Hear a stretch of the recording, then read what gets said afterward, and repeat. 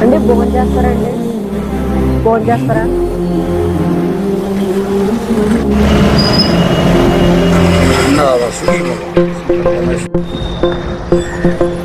అంటే భోజనం చేస్తారా? ఇదే కదా నీ కథ, ముగింపులేనిదై సదా సాగరా. ఇదే కదా నీ కథ, ముగింపులేనిదై సదా సాగరా. నీ కంటి రెప్పలంచున మనస్సు నిండి పొంగిన ఓ నీటి బిందువే కదా నువ్వెతుకుతున్న సంపద. ఒక్కొక్క జ్ఞాపకానికి 100 ఏళ్ల ఆయువుందిగా, ఇంకెన్ని ముందు వేచనో